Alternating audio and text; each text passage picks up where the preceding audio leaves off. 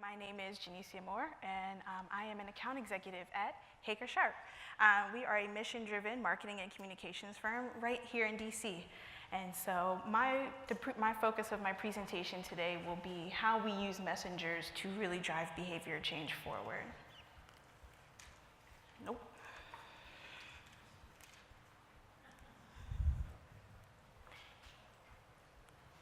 Yay. Okay. The air is the best place to point it. Okay. So very quickly, I'll be going through messenger strategy and the way we use messenger strategy to really create successful and innovative campaigns for our clients. And I really want to start off by really giving an intro to how I got into social marketing.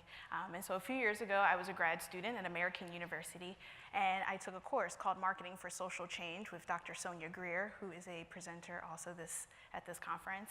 And that class for me was transformative. It put me on a career path that I absolutely love and feel so fulfilled by. And so I'm really grateful to the planning committee to be able to share these thoughts and opinions with you today.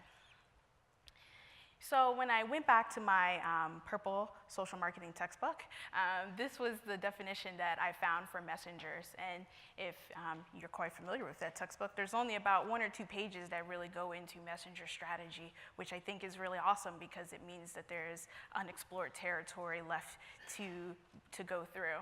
And so it's a very simple but powerful definition, a credible source for the message. And that credibility hinges on 3 different things: expertise, trustworthiness, and likability. And so for this morning's presentation, or this afternoon rather, yeah, it worked. I'll be focusing on 3 different types of messengers: partners, spokespersons, and midstream audiences. So first, I'd like to do partners. One of our clients, our longstanding clients at Hager, is the Office on Women's Health. And one of the initiatives we do for them is violence against women, which is near and dear to my heart. And so one of the things that we work on is Domestic Violence Awareness Month. And last year, we decided that we wanted to focus on 2 main things. Really, we wanted to reach women, whether they be family members, friends, or coworkers, to get them to first understand what abuse looks like. It doesn't always look like black eyes or broken arms. Sometimes abuse looks very different. And so we wanted people to understand what that looked like. And then we also wanted them to understand that once they saw those signs, they needed to speak up and say something about it. And truly bystander intervention is really where we were motivating people. But secondarily, we also wanted to reach men. We wanted them to challenge the culture of violence that they might casually encounter every day. And so with that, we partnered with 2 prominent figures in that space. The first is Omari Hardwick. He is an actor, fairly famous, I guess, for his role on the TV show Power on Stars. And he also has a domestic violence nonprofit that he operates with his wife. But we also have Ron LeGrand, who is the former vice president of public policy at the National Network to End Domestic Violence. And together, they fulfilled those 3 tenets of credibility. Ron LeGrand brought his expertise in domestic violence space, while Omari Hardwick brought his trustworthiness and likability as someone who is famous, a celebrity, but lending his voice to domestic violence prevention. And what we did for them is we wrote an op-ed that was bylined by them and placed it in a popular African-American publication online, Ebony. And we basically outlined those tenets. If you see something, say something, and here's what it looks like. And don't be afraid to challenge those things that you see every day in your space, which was really successful for us because it was shared over 3,000 times on ebony.com alone. But then we were also able to see the benefits of that on our client's website, womenshealth.gov, as there were a lot of website traffic to those pages that talked about what abuse was and how you can talk to your friends about it. The second one would be spokespersons, or as we like to call them, ambassadors. And this is also part of the Office on Women's Health. They started National Women and Girls HIV/AIDS Awareness Day, really to focus on how HIV and AIDS impacts women and girls, which is very unique in comparison to how it affects men. And because, as we all know, HIV and AIDS can be very stigmatized, we needed real women every day to say either, I'm standing up to talk about safe sex, or I have HIV, and it's not the end of the world. And so we found these women to give their stories and be able to relate to these women who could they relate to. So the first one is Maria Mejia. She is a almost 30-year survivor of HIV and AIDS, and she's an international advocate, not only for HIV, but also LGBT issues. The second one is Mina. She's our youngest ambassador. She's 15. She was born with HIV, but she's also a role model for teenagers in her community so that we can not just limit safe sex conversations to young women, young adults, but also teenagers. The third one is Shannon Boudrum. She is a sexologist, very cool word, and a millennial YouTuber, but she made talking about HIV and AIDS fun and sexy instead of dark and scary. And then our last one is Danny Starr. She is a local DC radio personality who works a lot with our client at the Office on Women's Health, but she also has 2 daughters, and so she can represent young mothers to say that I talk to my children as well about safe sex.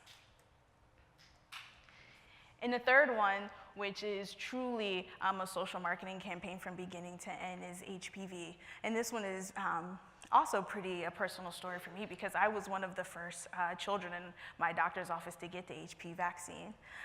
And so the way this started is that people obviously were noticing that children were not getting the HPV vaccine as they should have been, which means cervical cancer rates were either increasing or obviously not diminishing.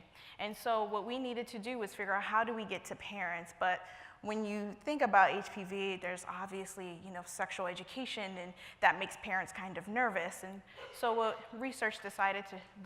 from the research we decided to do, we realized that reaching out to healthcare providers would be way more effective at reaching parents than reaching parents directly. And this is where the midstream audience comes in.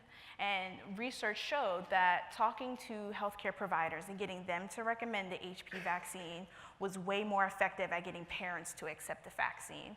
And so I'll leave kind of the details and the results of that campaign to my colleagues who will be presenting on that tomorrow. But needless to say, it was very successful in reaching out to doctors and pediatricians instead of reaching out to parents directly about the HPV vaccine. And so even though I'm going very quickly to stay on time, basically what I want to capture is really what makes a good messenger. And not only what makes a good messenger, but also the benefits of having a good messenger. And what you will see through these messengers, whether they be partners or ambassadors, is that they're already entrenched in your message. Doctors are already aware of cervical cancer rates. Our ambassadors for National Women and Girls HIV/AIDS Awareness Day were already championing HIV/AIDS prevention in their communities. And so they were already willing and able to help us spread those messages that we wanted to say. They're also, not only that, they took it another level further and became committed to our clients and to the causes that they have. And a lot of the ambassadors that we have gone on to other campaigns and initiatives in really support of the work that we're trying to do. But not only that, we really just want to influence not just promotional strategy, but the rest of the 3 Ps of social marketing.